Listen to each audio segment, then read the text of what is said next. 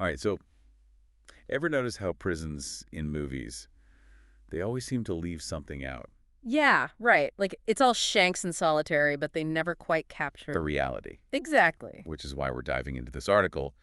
Las 10 prisiones cárceles más peligrosas del mundo, peores. Yeah, this one's going to be a bit heavy. It's basically a global tour of the most brutal places on Earth where just surviving is, well, A full-time job. an understatement. But look, this isn't about, rubbernecking at human misery. Right, right. It's about understanding what makes these places tick. What they say about us. Exactly. And the article kind of sets the tone right off the bat. Oh, yeah, that first line. Prisons have always been an inevitable and somber part of society. It's like, yeah, we get it. Prisons are necessary. But Huge, but what makes some of them go so far beyond? become nightmares. Where it's all about survival, nothing else. Yeah. So, I mean, where do we even begin to unpack that? Well, I think the first question is, what even makes a prison dangerous? Okay. Yeah, good point. It's more than just, like, the obvious stuff. Right, the razor wire, the guard towers, that's all surface level. It's the stuff you can't see that'll get you. The psychological impact. The slow bleed, Crushing hope. making you less than human. That's the real danger. And that's exactly what we're talking about here. These prisons, they're designed to break you. Starting with, I think the article mentions Black Dolphin Prison in Siberia. Black Dolphin, just the name sends chills down your spine. Like, you ever seen those sci-fi films? Yeah, the dystopian ones where everything It's is, monitored. Every move, every word. and you're just a number. Black Dolphin takes that fiction and makes it reality. Chilling, isn't it? To think about that kind of constant surveillance. Imagine never having a single moment of privacy. Your entire existence dictated by a rigid, completely unforgiving schedule. And the ever-present threat of punishment. For the slightest infraction. It's dehumanizing. Yeah, no kidding. And as if Siberia wasn't bad enough, the article then jumps to U.S., don't tell me. ADX, Florence, Colorado, Alcatraz of the Rockies, Yeah, yes. Where the worst of the worst end up. terrorists, Mob bosses. the real Hannibal Lecters. Except instead of eating people, They isolate them completely. 23 hours a day. In solitary. Minimal human contact. Yeah. Sensory deprivation to the extreme. Which makes you wonder, at what cost? I mean, is that even human? It's a question, isn't it? The ethics of it all. Because are we really neutralizing a threat?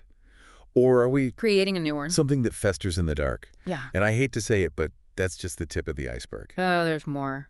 Worse. The article goes on to these other prisons where it's not even about control so much as Chaos. pure, unadulterated brutality. Places like Tadmor Prison in Syria. This one's rough. Tadmor. Yeah, that's got a long, dark history. Torture. Executions. Conditions that would make your skin crawl. It's a reminder that for some people, prison isn't about justice, isn't about rehabilitation. It's about Punishment. cruelty for the sake of cruelty. Where the guards hold all the power and the inmates are. Disposable. Less than human. And as messed up as Tadmor is, the article claims it's not even the worst of it. You're kidding. There's worse. La Sabaneta, Venezuela. This place. I don't even know where to start. Overcrowded. You have no idea. Violent beyond. They call it a prison, but it's more like A nightmare. it's what happens when a system buckles. Completely. Like Like a pressure cooker with no release valve. just waiting to explode. And unfortunately, that's just two examples out of many we haven't even gotten to. Wait, there's more. Kwang Prison, Thailand. Where, get this, they call it the Hilton Bangkok. Hilton Bangkok. That's just... Messed up on so many levels. Oh. Seriously, Hilton Bangkok.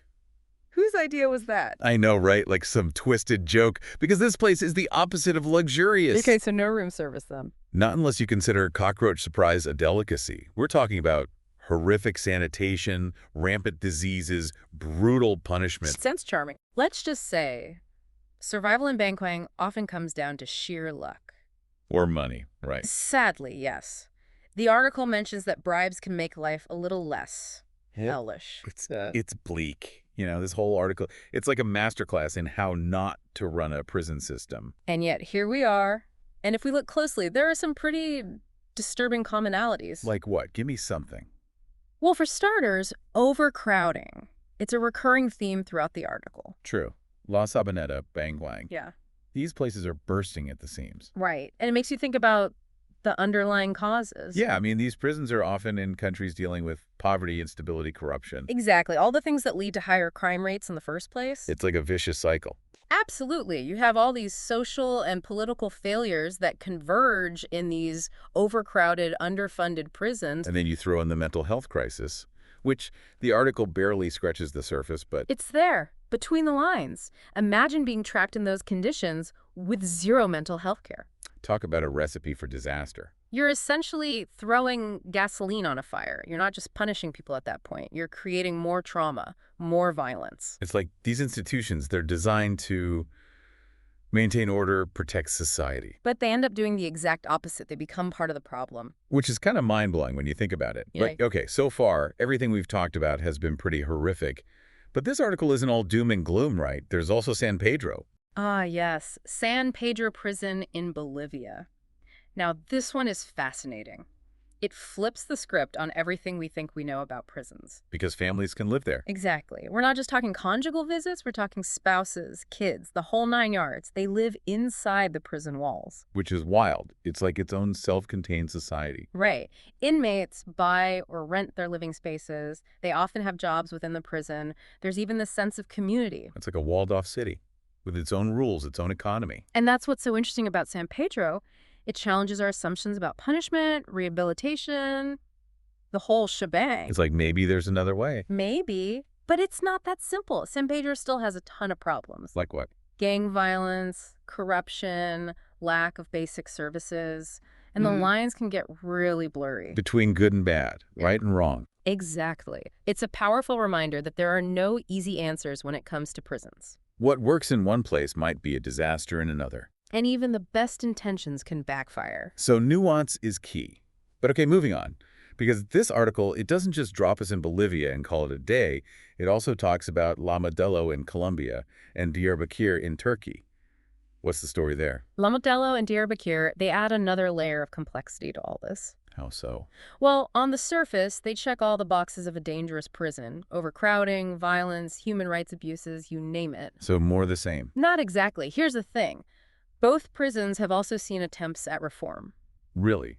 Like trying to make things better. Exactly. La Modelo, for example, they've experimented with programs to reduce recidivism, give inmates actual skills, support to reintegrate into society. Okay, so there's hope.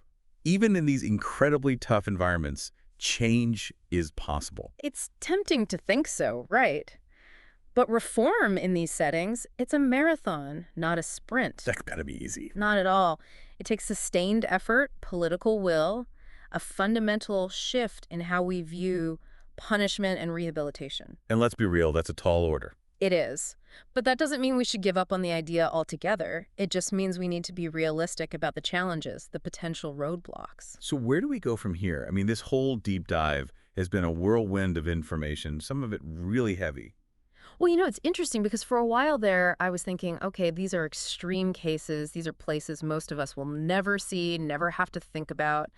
But then the article, it kind of brings it all back home. It mentions a bunch of prisons in Spain, Alcatraz, Pedro III, Sevilla II, just to name a few. Right. And those are... High rates of violence, incidents, like really high. Which just goes to show these problems, they aren't confined to one part of the world or another. Exactly. Overcrowding, violence, lack of resources, Yeah. the human cost.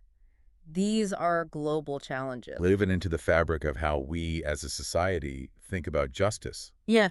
about punishment. Right. And that's the thing, isn't it? It's easy to look at these prisons, these places, and think, well, that's them. That's not us. But it is us, isn't it? In a way, it is, because these systems, they reflect something about us, about our values, our priorities. That's like looking in a mirror. A really messed up mirror. Maybe, but a necessary one. Because until we confront those reflections, those uncomfortable truths, Nothing's going to change. So where do we go from here? I mean, most of us aren't prison wardens or politicians. It's easy to feel powerless. it is. But we can't let ourselves off that easily. Awareness is huge. Understanding the realities of these prisons, the human stories. Because these aren't just statistics, right? Yeah, These are people's lives. exactly. And that's what this article does so well. It shines a light on a part of the world that most people would rather ignore, and it forces us to ask some tough questions. Like, what makes a prison dangerous? Is it the bars, the guards, or is it something deeper? Right. The way these systems can strip away someone's humanity.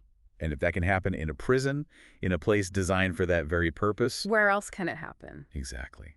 That's the question we need to be asking ourselves. Absolutely. And on that note, I think it's important to mention that the article itself offers a way for people to learn more. Oh, yeah. Like what? They have a newsletter you can sign up for. It'll keep you updated on prison systems around the world, all the latest developments, research, that kind of thing. It's a start, right? It is. Because if this deep dive has taught us anything, it's that we can't just turn a blind eye to this stuff. We have to stay informed, stay engaged, keep asking those tough questions. Couldn't agree more. So until next time, keep learning, keep questioning, and as always, keep diving deep.